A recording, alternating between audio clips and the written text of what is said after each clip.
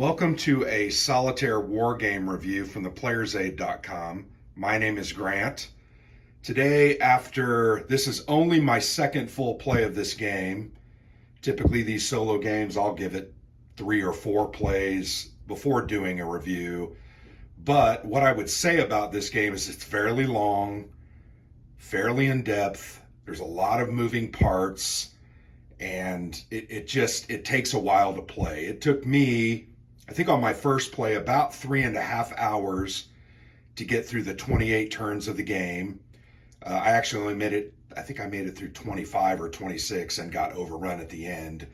But then here on my second play, I did it in about 2.5, and I made it through all 28.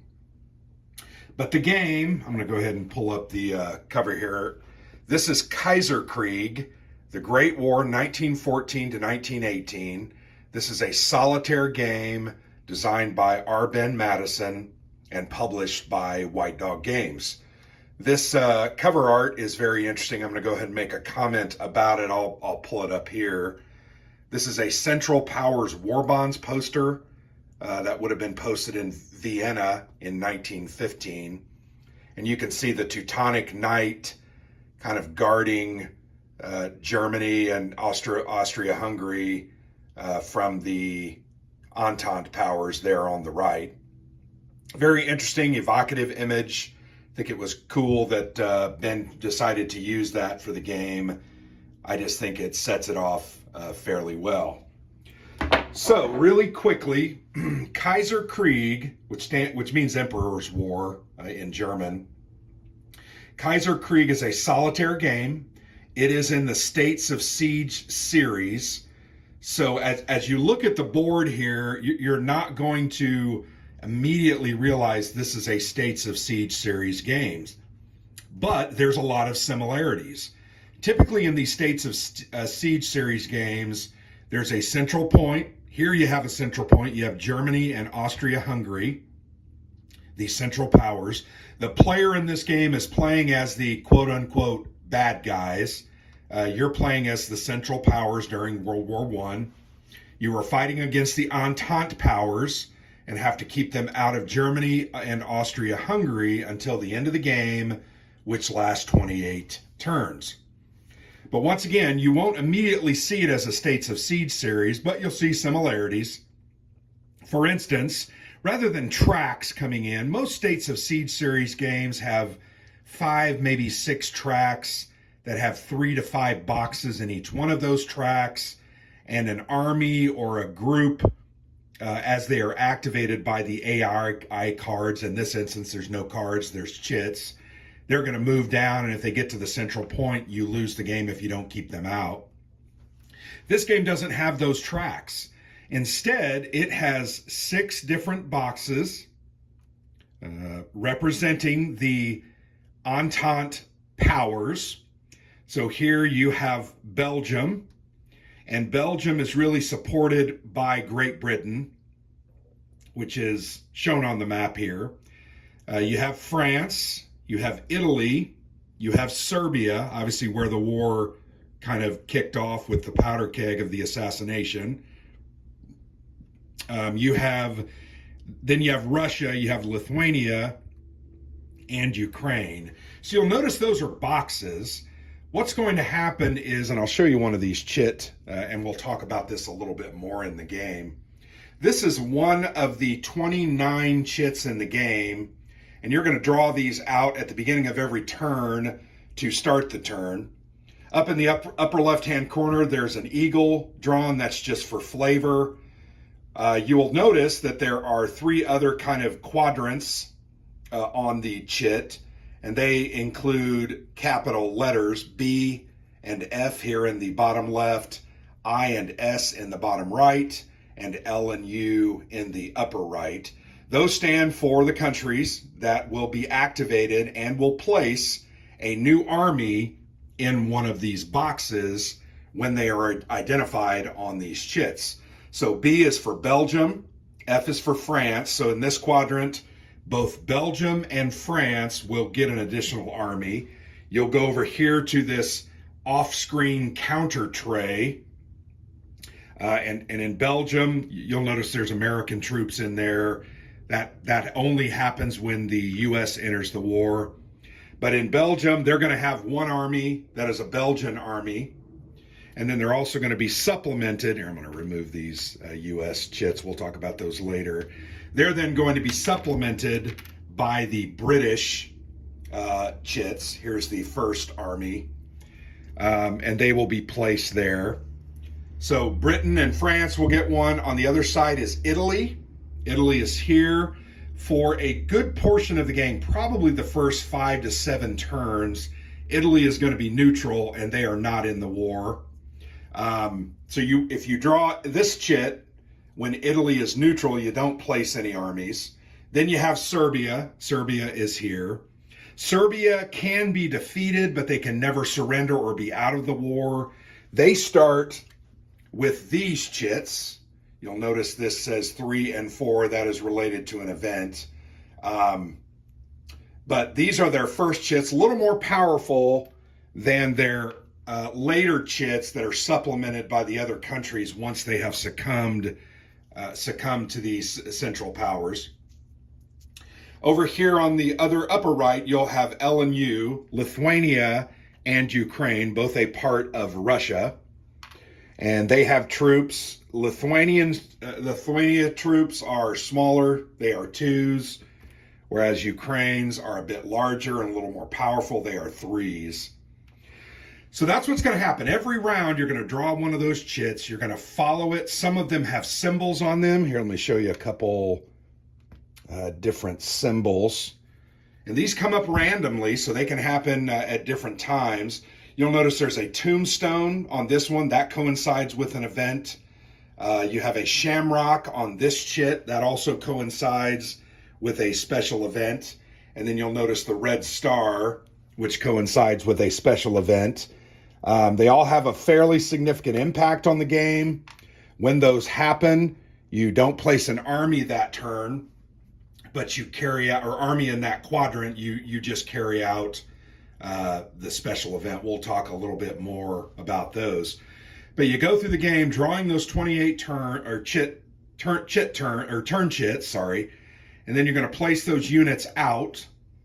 If ever in these boxes, any of these 6 boxes, if 5 units build up, they are going to do what's called an over-the-top. So here's a Russian over-the-top chit. So once, I'm sorry, that's Lithuanian, but it says Russia on it. So it's the Russian chit. They look the same. So if there are ever 5 units, let's go ahead and just throw those 5 units in there. If there are ever 5 units, then you're going to put in the over-the-top chit, and that is going to signal that they have built up their forces in that area, and they are going to attack, and you're struggling keeping them contained. You're going to do a machination where you roll some dice. You'll notice down here at the bottom of the table, I did very, very well. These are different cities. You have to lose, when they build up like that, you have to lose at least one of these cities, move it over to the Unru box from the Ru Skyline box. With that, you can roll a d6 for each one of these, hoping to overcome a certain number that is determined. And if you move 2 over, you're going to roll 2d6. You have to make that choice at that point. And if you lose, if you don't push them back out, they overwhelm you and the game ends at that point. So the goal is for the Central Powers to keep these 6 boxes controlled, but that's not it. You've got all these other boxes that you have to worry about. You've got Germany, East Africa. You have Askari units, which you can build and place in here. Every time you place an Askari unit there, you're going to siphon off an Indian unit that will come over and oppose that Askari unit for control of German East Africa. You can build up to 2 of those Askari. Therefore, you're going to have 2 of those fighting for German East Africa. And that's actually going to help out the Ottoman Empire. And that is something smart to do in the game. The other boxes over here on the right side represent the Ottoman theater. And you'll notice here's Ottoman Mesopotamia, Ottoman Palestine, Ottoman Armenia, and then you have Yemen, or Yerevan, I'm sorry, India and Egypt as boxes where those units come from.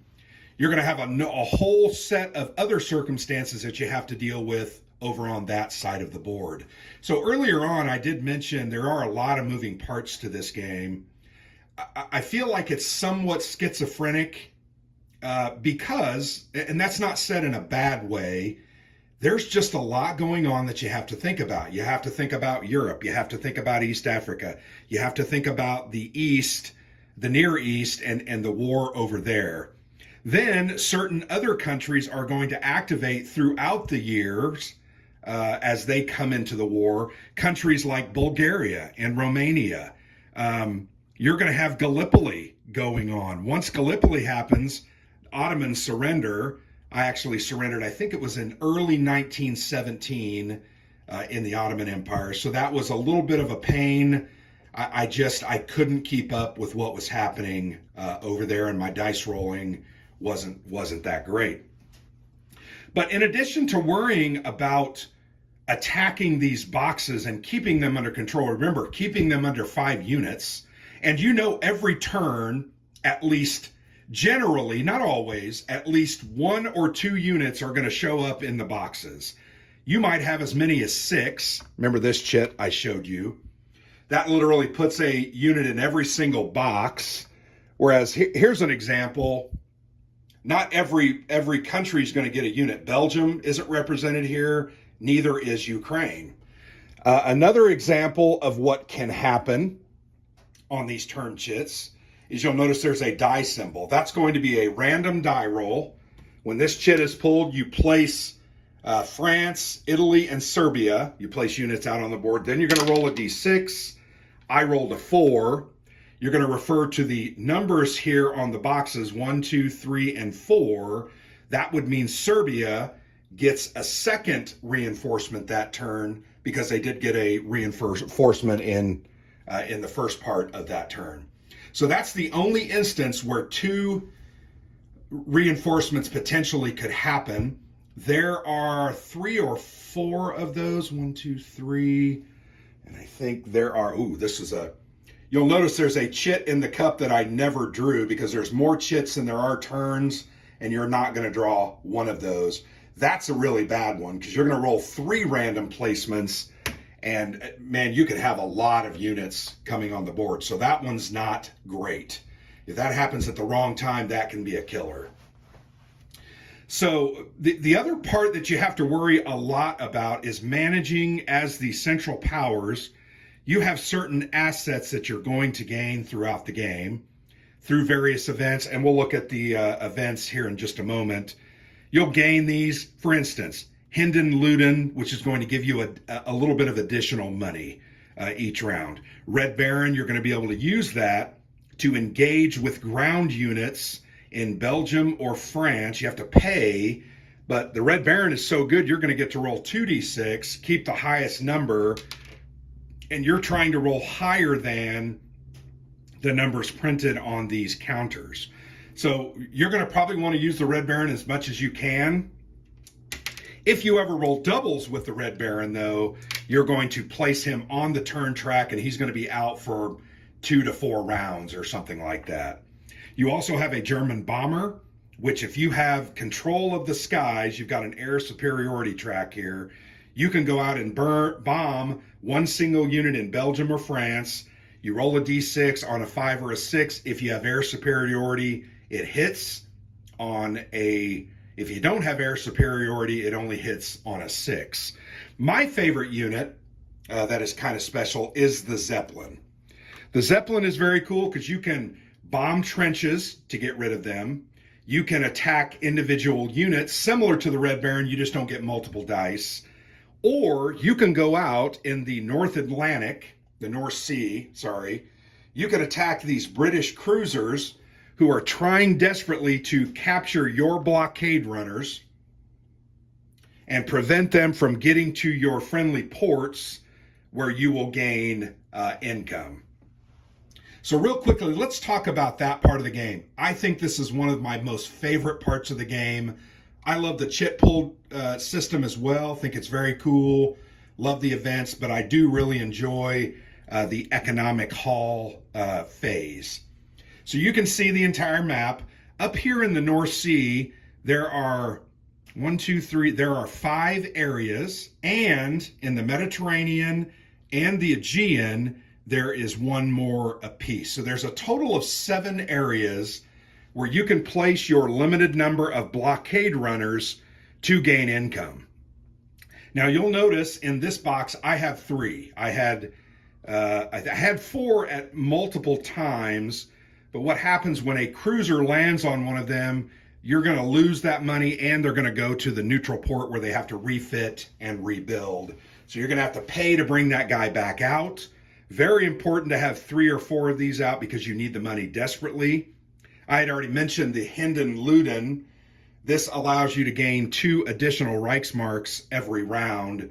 That's very important. But you'll notice there are 3 British cruisers up here. The game starts with 1. And then in this chit cup, along with the 28 other turn chits, you'll notice there are British cruiser chits. So at the beginning of the game, there's only 1 of those cruisers out. The other 3 are in the draw cup. When you draw one of those out, you immediately place it in the British counter or cruiser's reserve box, and then you redraw another chit to continue the turn. But at one point in the turn, when it's the Central Powers getting near to the Central Powers turn, it's called the Naval Air Warfare phase. What you're going to do is I'm going to take these 3 guys, and you will notice, and you probably can't see them. For instance, Area 1A would give me 1 coin, 1 Reichsmark. 2B and 2C will give me 2 coins. 3 would give me 3 coins, and 4 is the best. It will give me 4 coins, Reichsmarks. Down in 2A here in the Mediterranean, it's going to give you 2 coins, and the Aegean Sea is going to give you 1 coin, but that coin then has to be given to the Ottoman Empire as they are fighting off the Entente powers there in the Near East. So at the beginning of this round, you're going to take your however many number of counters you have, anywhere from 1 to 4, and it's potential that you might have no blockade runners because either you all got captured or you didn't pay to rebuild them at the end of the turn, and that's something you gotta avoid.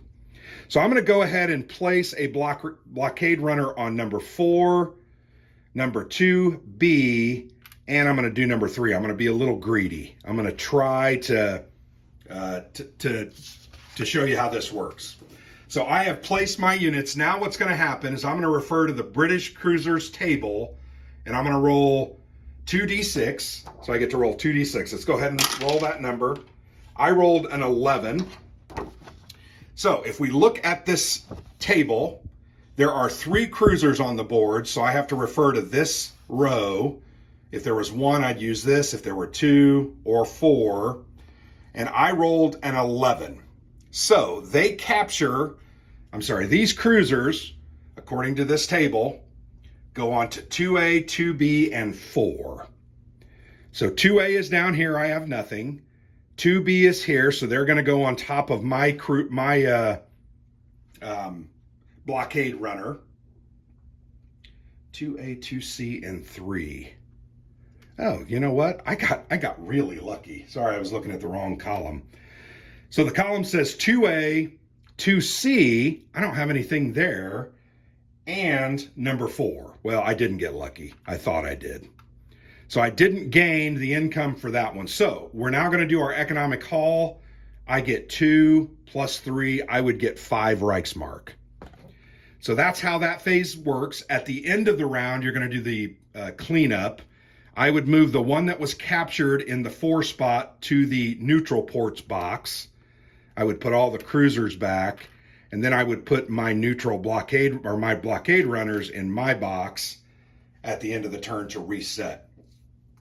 So you can see I got 5 Reichsmarks. That's not great. It's not terrible. If I had the Hindenluden out, I actually would have gotten 7. which 7 is better than 5 because you have to pay 1 to do any attacks. To build a blockade runner costs 2. To use the Red Baron costs 2.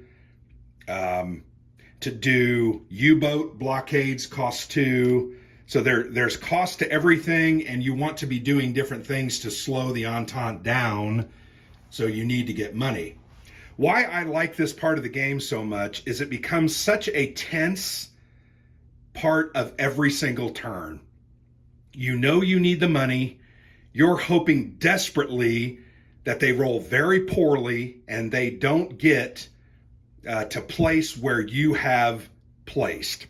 So another thing I wanted to point out on this table is, if you look closely, you might want to screenshot this.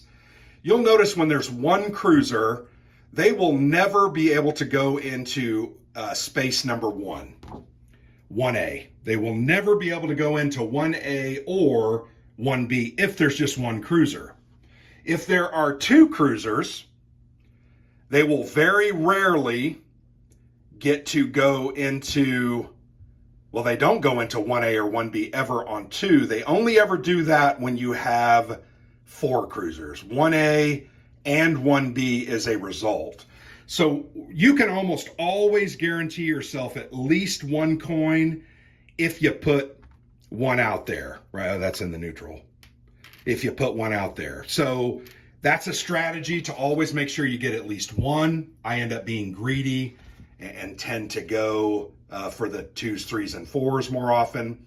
You'll also notice on the column, 4s come up pretty often. Even with 1 cruiser, a 7, 8, and 9 is 7, 8, 9, and 10 is a 4. So that's a lot of the results on a 2d6. You're going to get captured more often than not, so you got to be very wary. If there are 2 cruisers, they're going to come up on 6 of those results. So you can see the odds get worse and worse the more number of cruisers that are out there. So back to the tension. You're going to be reaching into this cup every time, hoping you're not going to draw a cruiser, hoping you're not going to draw a cruiser.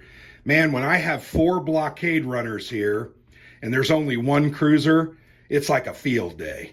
I'm going to put, I'm going to put in 4, 2, 3, and 2. I'm going to maximize out here. If all of these go through, that's 11 Reichsmarks, which is very, very powerful. And if you can consistently get anywhere from 8 to 10, you're going to win this game. But that's risky because remember, even with 1, about a quarter of the results are going to place on 4 and knock you out. So what are the other options for you during this phase? Well, you have a high seas fleet chit. Now, you'll notice I got it from off the board because mine was defeated in open combat and had to be removed from the board. If they win a combat, they will allow you to remove a British cruiser. So that's always a good thing. So a lot of times when you have this high seas fleet, you're almost always going to put it on the 4 space. So let's assume I just have the 1. I rolled a 4. And 1 cruiser, they're going to go to 3. So they're going to avoid my 4 and they're going to go to a 3. So I would gain the 4, the 2, and I would lose the 3 and lose that blockade runner. So very cool. So if once again, if they roll the number where I am, you're going to go to an open battle. There is a table on the back of the rule book, which I really thought they should have put that on the player aid or on the board itself. You're going to roll a d6 and you're going to refer to this table. So if you roll anything from a 1 to a 3, you're going to lose that high seas fleet. A 1, you're going to discard it. It's going to go out of the game. On a 2, you're going to move it 3 turns ahead and place it on the resulting calendar turn box. So you're going to be without it for 3 turns. On a 3, you're going to do the same, but only 2 turns. A 4 is no effect. A 5 and a 6 means that you have an advantage or gain a victory. You're going to place a cruiser in the cup on a 5, so you get rid of it for that turn, and it has to be redrawn. Or you're actually going to discard a cruiser from the game. I got lucky early on in this one. I discarded. No, I didn't. I won several major naval battles early on in a row, and put those cruisers back in the chit cup, and I kind of had a free run, frankly, of the seas, which was really nice. Partly the reason I won the game is because I felt like I had enough money to do whatever I needed to get done. So really like that aspect of the game. Love the chit pull. This was replicated. Actually, it was first included in these systems by Ben Madison and Jeff Davis, and I also really liked that. Really thought that was cool. So we've covered the turn chits, how they work. Remember, 28 turns. We've covered the naval phase where you're going to gain income. We've talked about how the Entente power can use these different assets to directly attack these units. The other thing I want to talk about is the different events that happen in the game. So I'm going to bring up this. I'm going to bring this Berliner Tageblatt. I believe that's how it's pronounced, but this is basically a Berlin newspaper. And you will notice it has a lot of different results, and they are tied specifically to a die roll. Each turn, when you get to this phase, which is in the middle of the turn sequence, you're going to roll a d6, you're going to add the current turn number, and you're going to then consult the box that you rolled. So let's say it's turn 1, and I rolled, well, it's spinning around like, I rolled a 2, plus 1 is a 3. I'm going to go here, and it's going to say Putnik. Now, when you roll an even number, or I'm sorry, an odd number, you do not get this special event. You will get any of these other events that are listed, but the ones that are near the square, and this is the special event chit, and all of these special events are listed up at the top of the board. So if I did roll a 4 that turn, I would get Putnik, which means I have a -1 dice roll modifier from all attacks into Serbia. So that round I might not attack Serbia, although they are fairly weak and don't really care. But you can see a lot of these events, the ones that aren't special events, remember the special events are the black square, so the second part of the entry. You'll notice, for instance, here on a roll of a 7 or 8, it says any roll of 7 plus, you're going to get, Turkey's going to come into the war. So the Ottoman Empire is going to come into the war, and they're going to enter on the Central Powers side. Next is the Italian entry, any roll of 9 plus. 11 through any roll of 11 plus, the Bulgarians are going to come into the war. A 13 to a 14, you're going to get this Hendon-Luden chit that I mentioned to you. That gives you an extra income, which is really nice. 17 plus, Romania is going to come into the war. 19 plus, you're going to be able to build the Siegfried line at the end of the industrial phase, which is near the end of the turn. You have to pay for that, and you can put out the Siegfried line counter, which will help you defend against Belgium and French attacks, which is really nice. You'll also get things like German bombers here. U.S. entry into the war will come on any roll of 23 plus. So once again, you're adding a d6 to the round number. So let's assume you roll a 6 every time. I know you're not going to roll a 6 every time. And then add the round number to it. That means no earlier than the 23rd round, basically, right? Yeah, no earlier than the 17th round is the U.S. going to enter the war. 6, 18. So the 17th round is the very beginning, March and April of 2017. On this game where I won, they didn't come in till, I want to say it was the very beginning of 2018, which was really, really nice because I didn't have to worry about them and their more powerful units. I could still fight off the weaker French, Belgian, and British units. You'll also notice there's other good things. British bombers, or that's a bad thing for you. They're going to start bombing you and influencing your economy. French tank army's bad because that is very hard to defeat. And then here's some more of those special events. So This is a very cool thing because it keeps it randomized a little bit. It inserts and injects some historical flavor and some historical events into the game, which I think is really cool. The only problem I have with this, I wish these were in a different color. Because on my first play, I'm not going to lie to you, I don't think I ever rolled a result of a 7 or an 8. So I was playing along and it was like round 10, and I'm like, why the hell isn't the Ottoman Empire in this fight? Well, I started studying the chart and I'm like, oh, Grant, you should have put them in when you rolled over a 7. So that's something I would complain about. I wanted to highlight these. I need a marker, highlighting marker, to highlight the Turkish entry, Italian entry, Bulgarian, Hindenluden, Romania, Siegfried Line, German bombers, U.S. entry, infantry, British, and French tank army. You know, I found myself wondering, why aren't they in the combat? So that didn't only just happen on my first play. It happened at least on 1 or 2 instances on my second play. I think now I've got it down. I don't think I'm going to miss that anymore. We'll see how that goes. But that random event phase is very, very cool. It keeps the game a little bit, once again, chaotic and throws a lot of interesting elements at you that you're going to have to fight against. So one other thing I wanted to talk about before I kind of move on to my thoughts. Unfortunately, I'm not going to play this game. I'm not going to do a playthrough of the game because, frankly, it would be a 3.5 hour video. I don't have the patience or the time to do that. This game is fairly simple. You just have to get it down. The best way to learn this game is going to be set it up, do this counter tray, set everything up on the counter tray, deploy everything to the board that needs to be deployed, and just start following the sequence of play. You will notice, this is the play aid. This play aid is an extremely excellent play aid. You'll notice here at the top of the page, this is the entire sequence of play.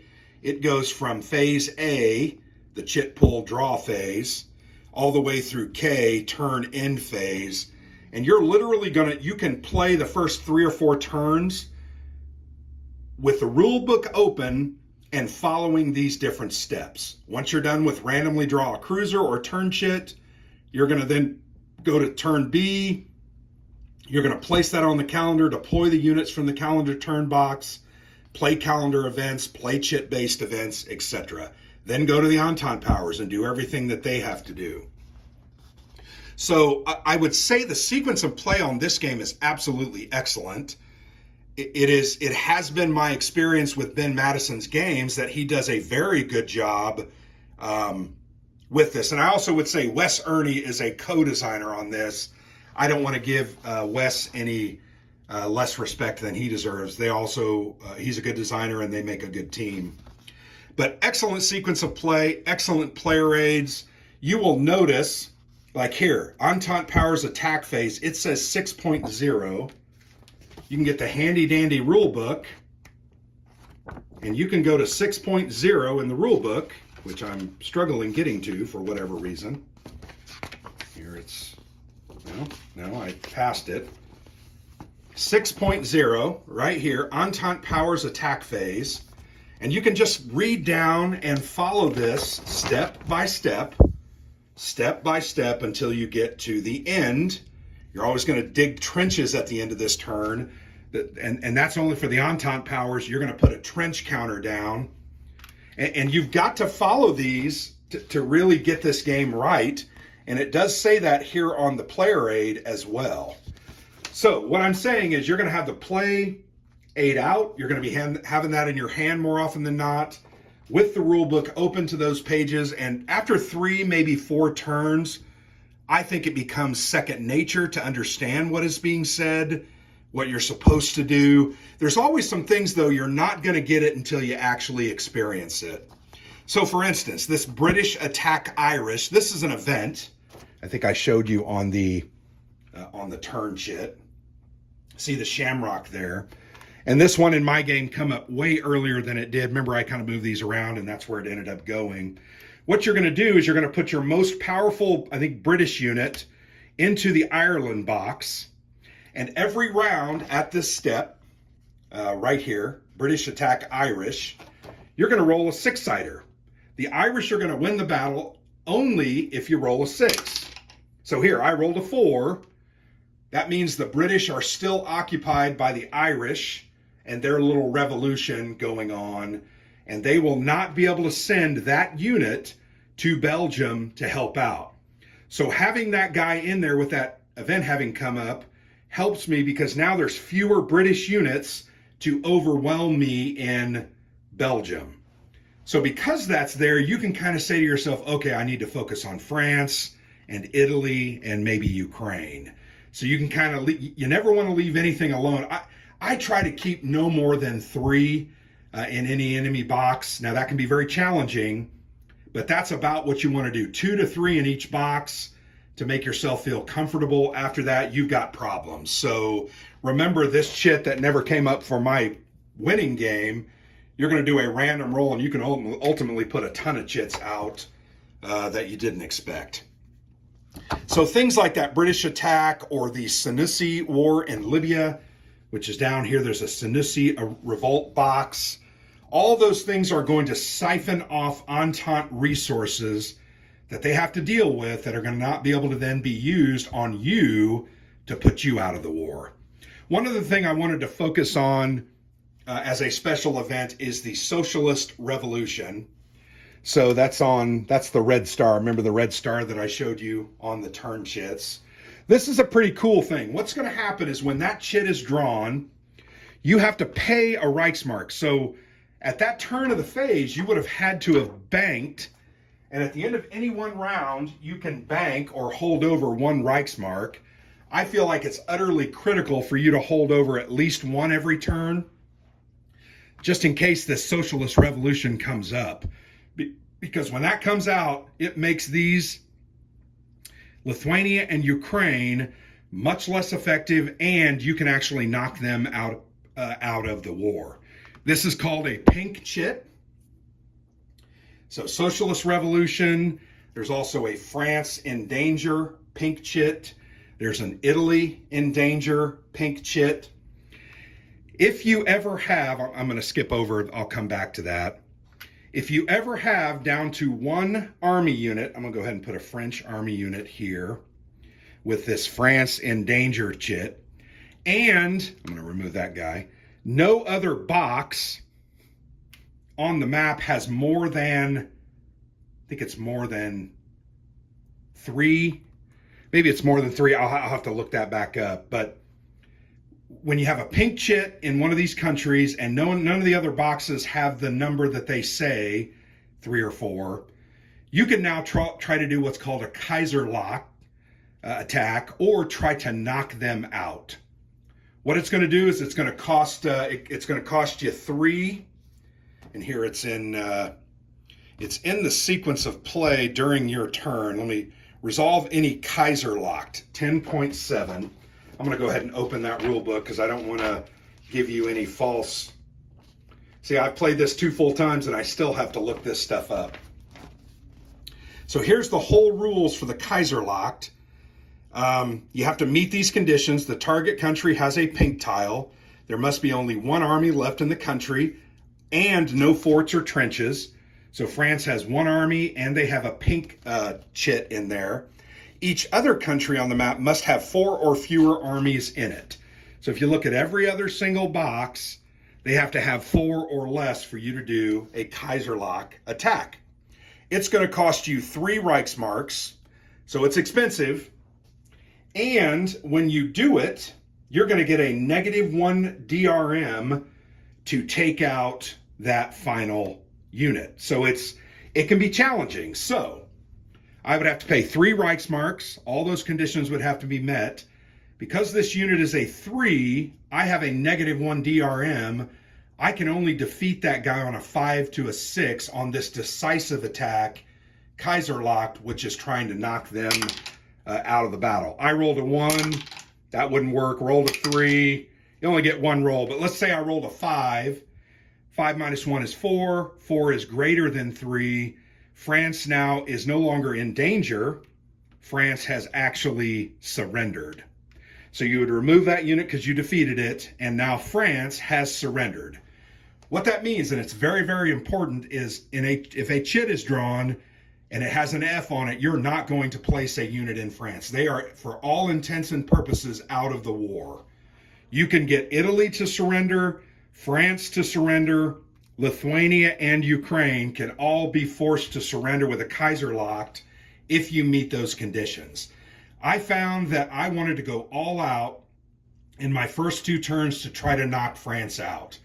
If you can't get that done, it is very challenging to win this game. So I recommend you try to do that, particularly in your first couple of turns where you have things generally under control and need some, or have money kind of to spend, but you're going to have to focus on it. It's not like you attack once or twice and hope you're going to get it. You're going to have to be consistent.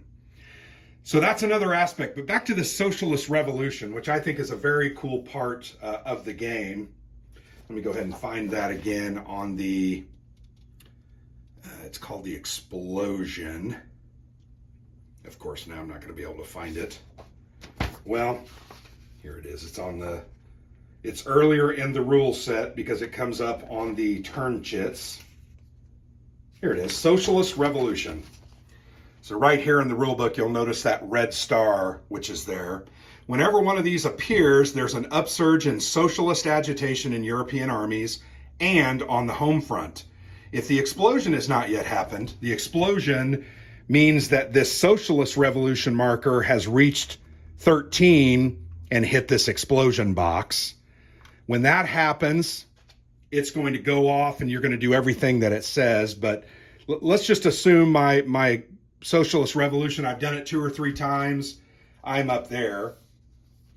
You're going to have to pay a Reichsmark. So once again, you got to have a Reichsmark to pay. That's why you want to have something held over. Pay a Reichsmark to roll a die. Move the socialist revolution tile that many spaces to the right on the omnibus markers track. That's what this is. So I'm going to get a 6-sider. I'm going to roll it. Okay, I only rolled a 2. Let's say I rolled a 6. 1, 2, 3, 4, 5. Yay, I get into the explosion. Once the explosion hits, the revolution tile reaches the explosion box. Everything explodes all over Europe.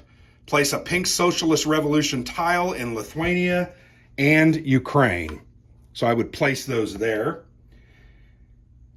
These serve as pink tiles because remember, to do the Kaiserkrieg, they must have a pink tile.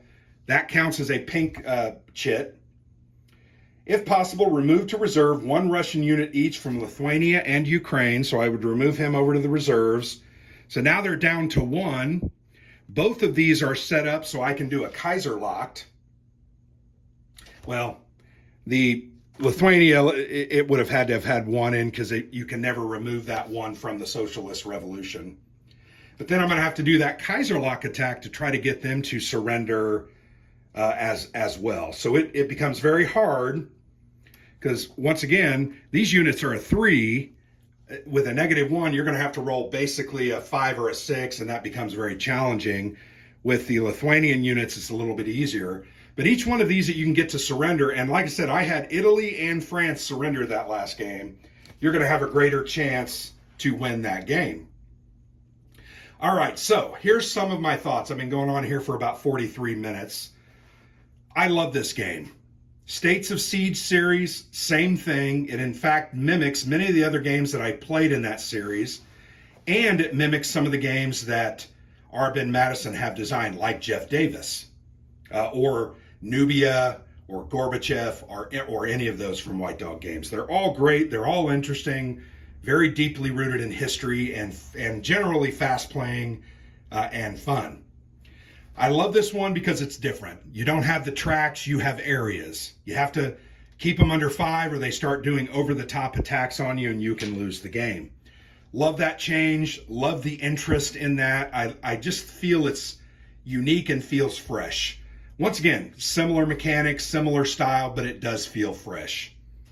Love the economic part of the game. I have found that I've done more sweating over those than some of the other things, like my rolls to defeat stacks and take out Entente units. Love the economic system.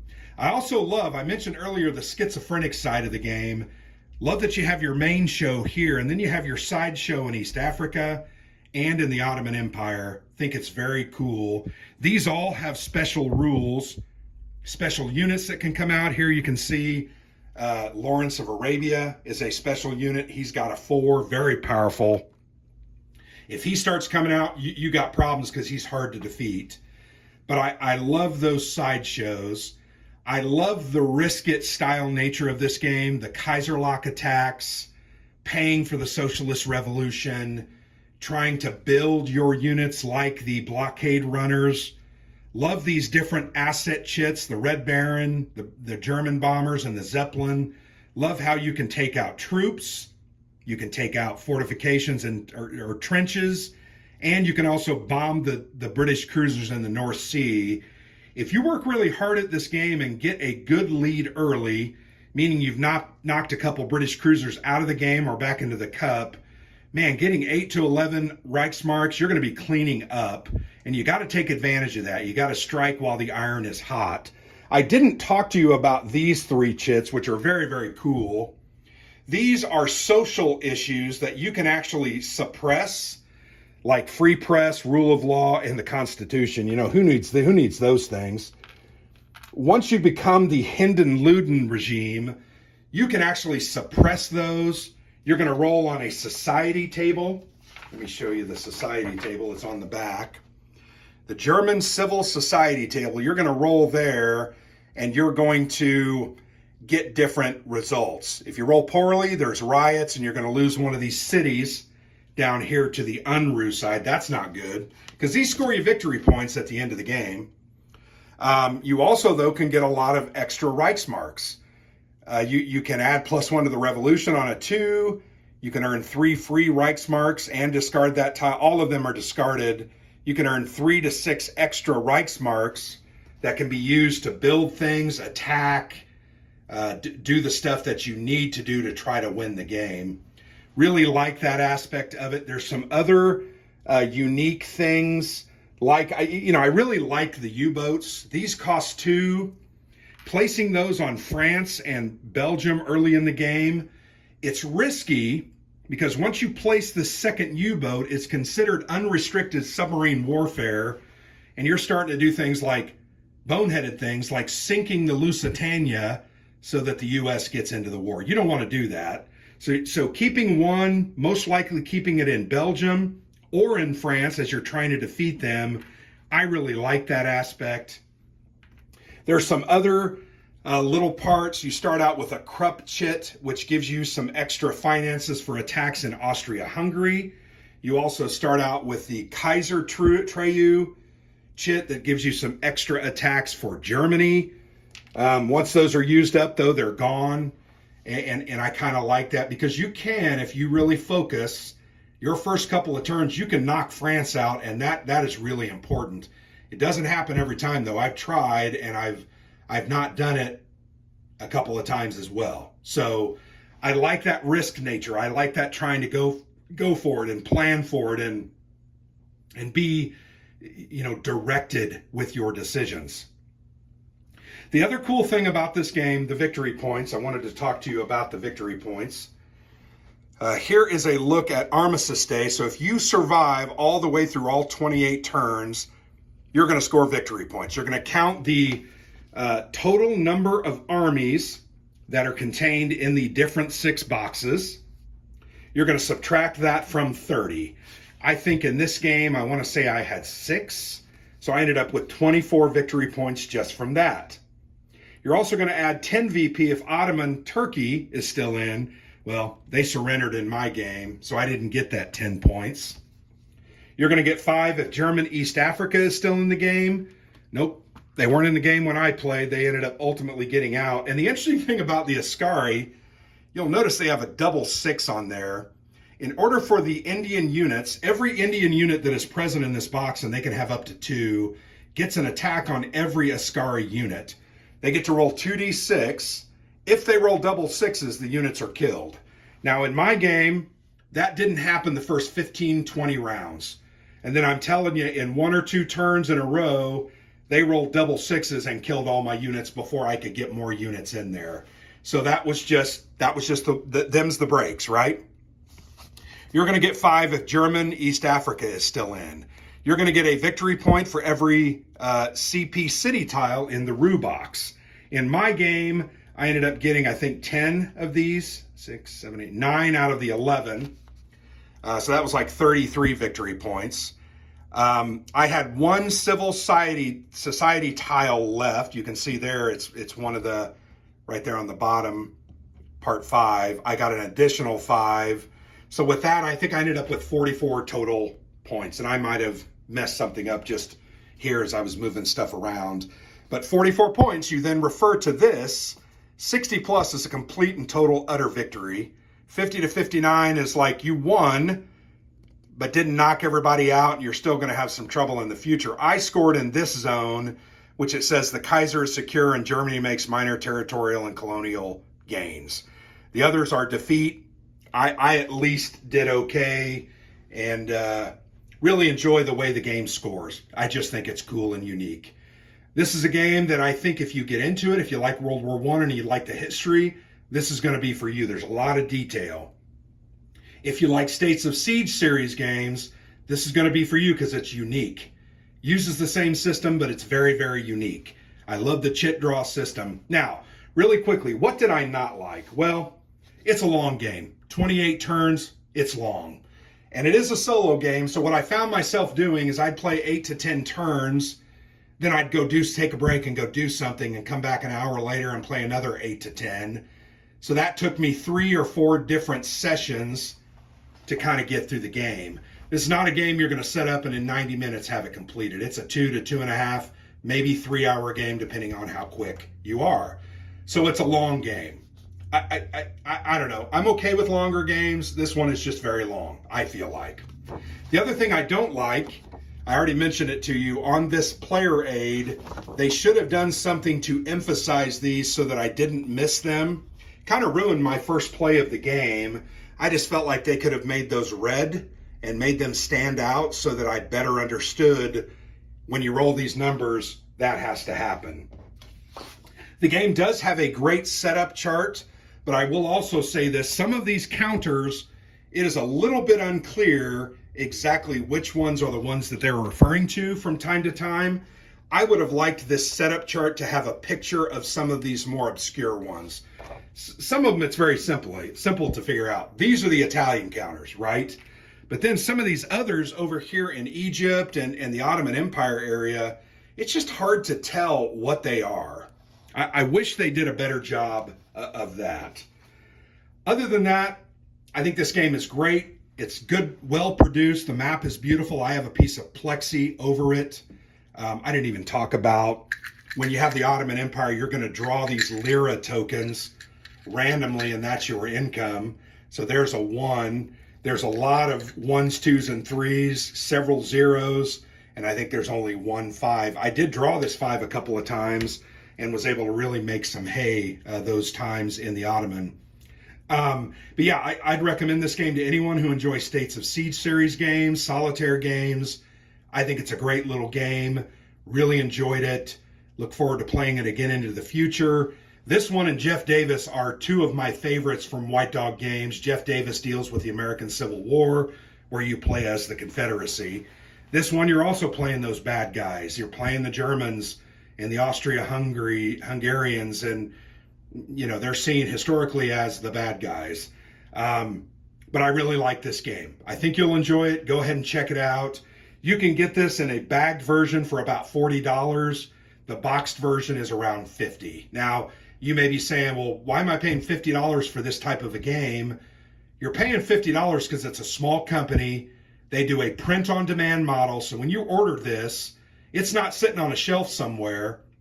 They go ahead and print it out, and they'll send it to you in about 10 days. So understand, small companies don't have the ability of a GMT Games or a Compass Games to print 4,000 units and get $10 off that price. You're going to pay $40 to $50 for these games. I think they're worth it. They sit on my shelf, and I play them still. They're a good investment. So anyway, check it out, White Dog Games.